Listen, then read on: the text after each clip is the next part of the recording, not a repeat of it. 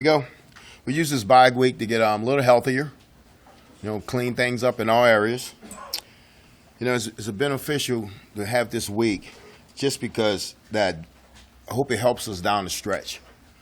Because we got 5 games back to back in a tough, physical Big Ten conference. So my thing is talking to the team that we gotta match our opponent physicality. And starting this week with Illinois. Illinois' 17th ranked team is a well-deserved ranking. They have a really physical rushing game with Chase kid. Chase Brown kid. He's a really good runner, but they're really good on defense. They top in the country in every category. They have a really good scheme. They're well coached and they stick to their guns. So this week, we're going to need our fans on this one. We're going to need our fans to be loud and help us out a little bit. Questions? Mickey, can you give an update on Nick Henrich? Nick's going to be out. Nick's going to be out. Is he out for the year? He's out for the year. What kind of, was it a knee, ankle, leg, or what type of knee? Knee. With injuries, real quick too, will you get Brock Bando back, and what's Kevin Williams' situation? Well, Kevin's rehabbing right now, and so is Bando, but Bando's closer than Kevin. Mickey, the last time you guys had a bye, you were going into the bye off of lost to Oklahoma, and now you're coming in off 2 good performances and almost winning on the road in the Big Ten. I mean, did it feel different? Did it change how you guys kind of worked during the bye now that you're finding the success? Well, we had to get him healthy. We had to get him some rest. I understand what Casey said in his presser after the game. He needed to rest his body. So what we try to do is be smart with him, during the bye week, and get him out there, but also, take the pads off and take the hitting off him. Okay, I'm done. What makes their pass defense so good? Why are they so good? Well, my dad always said men and women lie, numbers don't. So their number proved that they're pretty good. They're top 5 in every category, and it's a really sound defense. They don't do much, but what they do it very well. Very well, they do it good. Because they've got both sacks and they've intercepted, I think, 12 passes. Mm-hmm. Which means they're kind of doing both things. That can sometimes be rare. Is there something that they're doing well to get all the interceptions? Well, like I said, they don't do much. So they go, you got this man and you're going to be over this center and let's play football. And it's simple, but like I said, they do it well and they well coach with their technique. So their technique is really good. After the game that Trey put on film, how much are you expecting teams to really go out of their way to make sure that doesn't happen again? And how do you combat that with some extra time to think about it? Well, if you look at it, he had a really good game. But you would think that Illinois they're going to do what they do, and they play man coverage, and they might try to bracket him, but I'm sure he's going to get more attention for the game that he had. Anthony Grant's numbers have been down the last couple of games, but is that more of a concern about the blocking in front of him and just sort of how those games have played out, or what do you feel about Anthony and kind of getting him going? Well, we got to get him going. We got to do a better job up front, blocking and finding plays that we're comfortable blocking and finding plays that he's comfortable running. So we got to do a better job as a coaching staff to get that done. And we worked on that. The coordinator stayed in this week off the road from recruiting, so they worked on that. So maybe we can get this thing going this week. We got to get him going. You're right. Mickey, how do you feel about the offensive line after the bye week? Did they get a chance to regroup a little bit? And are you feeling a little better about them? Well, we beat up. We beat up front. We down a couple of starters, but I feel good about them. I feel good about the bye week they had, and I felt good about their practice this morning. So they still giving us really good effort, and they really practicing really hard. Mickey, what's the opportunity with some of your other receiving options to exploit that situation if opponents do start paying extra attention to what Trey does? Well, it's probably a situation what I went through at LSU. About the 4th game of the season, they started doubling Jefferson, and then Chase went off, then Terrence Marshall went off, then Clyde Allaire went off. So we're going to have options if they take Trey away. If they try to take Trey away, it's nothing we can do about it. But the other guys know they got to play football if that happens. Nick, you say Illinois does a good job of sticking to its guns. If you make that a Nebraska discussion, what's that mean? If you're sticking to your guns, what's that mean? Well, we got to try to score points. We got to try to score points fast. I know everybody want to talk about the time of possession, but the offense scored 37 points, and I can't go to the offense and say, don't score in a minute. You know, I gotta let them score. You know, and the defense understands that. You know, so the time of possession was a little off, but I think sticking to our guns, do what we do. You know, we want to throw the football. We want to throw the football, but we got to get Anthony going this week. We got to get him going. We got to get a running game going this week. What was the week like for you guys just recruiting and getting out there and getting a lot of offers? And could you just talk about sort of where that's going and your staff just continually hitting it even in this situation? Well, like I said before, you know, when I first took this thing over, is that we're going to do things the right way. We're not going to sabotage the program. We're going to go out and work like we're going to be here. So we send our coaches out and things in California, in Massachusetts.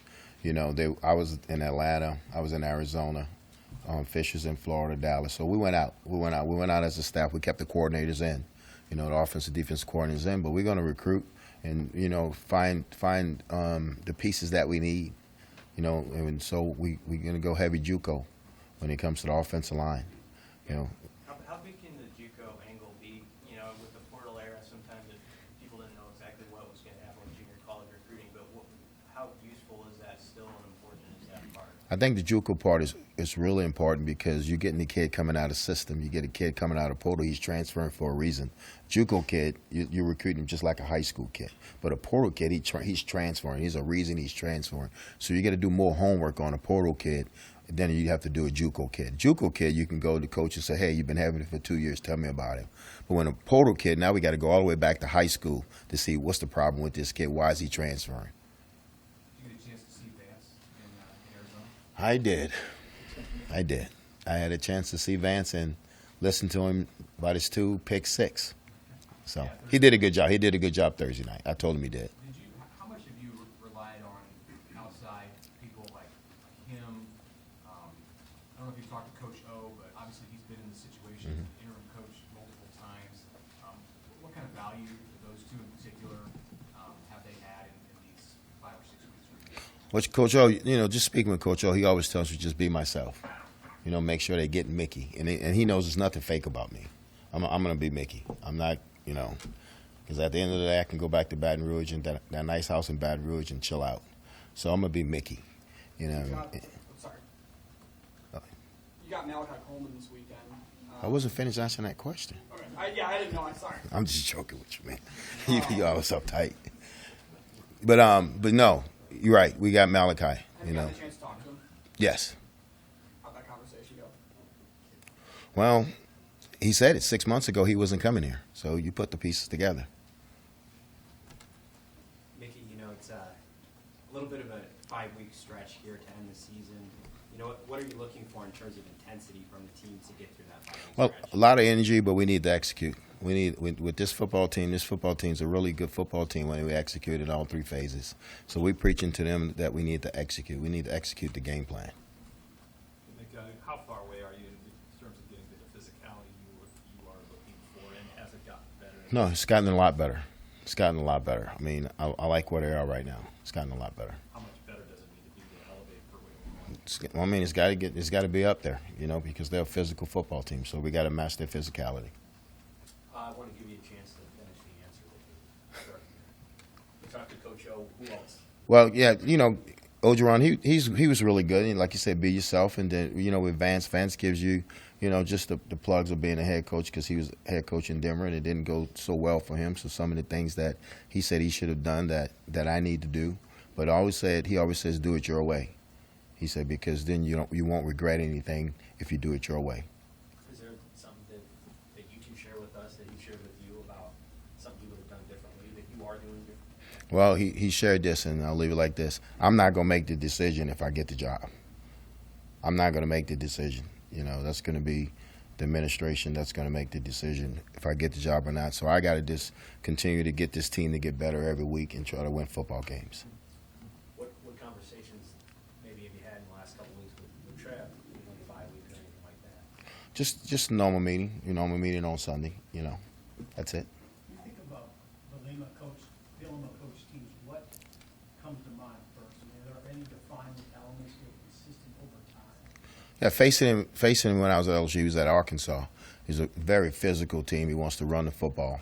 but he's physical across the board, offense and defense. He does a really good job with the defense and offensive line. He always had really good players in the offense and defensive line, so you can see that now in Illinois that they have really good players on both sides of the ball in the trenches.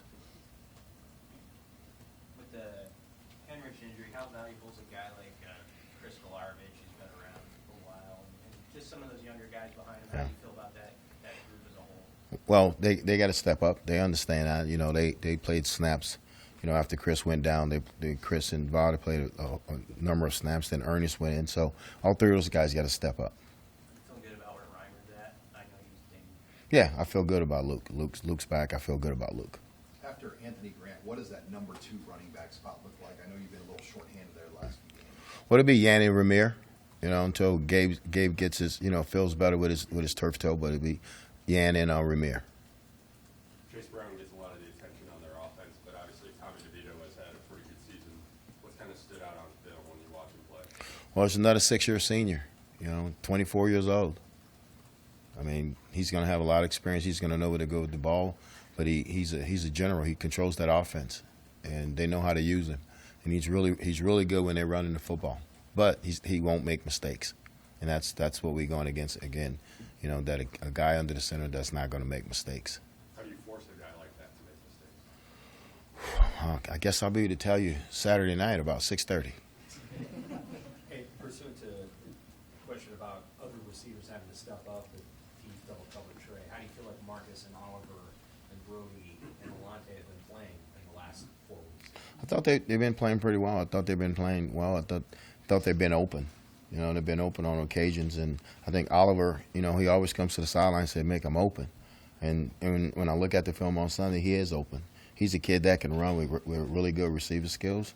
And Brody and Marcus, they you know, they understand what's going to happen if they double Trey, what they need to do. And Alante also. You've coached a lot of fast receivers. Is Trey's top end speed towards the top of the guys you've coached? He's the fastest. Faster than all those. He's faster than all those guys, yeah. Why wasn't it able to click for him at LSU like it is right now in Nebraska? Well, I think because Justin Jefferson, Terrence Marshall, a lot of NFL guys were in that room, and over there you had to wait, you know, and so he was in a loaded room.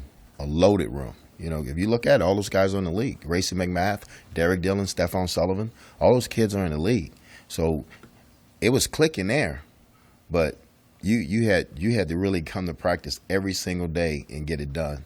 If not, the next guy was going to pass you up. So I think he grew up here. He grew up and he matured here when he got here, and he understand, okay, this is what I need to do to get better. Because remember now, Trey's been the best player on the field from the age of 5 all the way to 17 until he got to college. So it's hard for him to, like, I got to compete every down now. You know, Jamar had to learn that. Terrence had to learn that. Jefferson had to learn. They all had to learn that. And Trey just happened to be in a room with some first-rounders. Has Malcolm Hartsock continued to show you? He's still making plays, and as a true freshman, what kind of attributes does he have? You know, other than the physical side that allowed him to get on the field so quickly. Well, he's a strong-minded kid. He's a kid out of Mississippi. You know, tough kid, get after you, but he's smart. You know, he's smart. He understands the coverage. He understands leverage, and he's getting better every day in practice. He's getting better, and he understands that he's a freshman and that they're going to throw at him. He understands that, and he welcomes the challenge. Coach, last 3 games, you guys have been able to make really effective second half adjustments. What do you think it's about your staff and your team that you guys are able to do that so often? Well, you take your hat off to the coaching staff. You know, coming up with a different plan the second half to seeing what's going to work, and from the first half what didn't work. Then you take your hat off to the kids, you know, for executing the plan. So it's a lot of work that go on at halftime. Do you find yourself still having to build the kids' confidence up, and you often still tell them, hey, the West is still there for the taking? Well, you know, we show them where they're at. You know, we show them that they're right there in the middle, and they're going to play the #1 team in the West this week. So they still control their own destiny. But, you know, I think their confidence is there right now. They believe that they can win. You know, just noticing on the flight home after the Purdue game and the look on their face, they were hurt. They were hurt. They were upset that they let that game go. You know that, and I got, like I said, I got to do better with them. I got to get them over that hump. But they're a different team. They're a different team. When did you see that switch flip with them? Right after the Oklahoma week. after everything settled down for them and they start believing in what we were doing. And so it's right after the Oklahoma week. One or two more? What, obviously, this is kind of an obvious question, but what advantage can that crowd on Saturday provide for you based on you guys winning a couple of games, maybe some momentum? What advantage do you think that can provide? Well, I think, our crowds, we have some of the best fans in the country. And just being loud and being into the game and trying to disrupt their offense and try, where they don't get the clap and what they do on offense, but just being loud and being there to support us. We can ask Bill this too, but how far along do you think Jamari Butler and Blaze Gunnarsson will come as sort of those backup edge rushers, and what maybe can they contribute in the last 5 weeks? Yeah, they've been playing better. Once we took over. I wanted to make sure that they played, because I think game reps is going to help those two kids because they're real two talented kids. So I think they playing better every week. They're getting better. Thank you.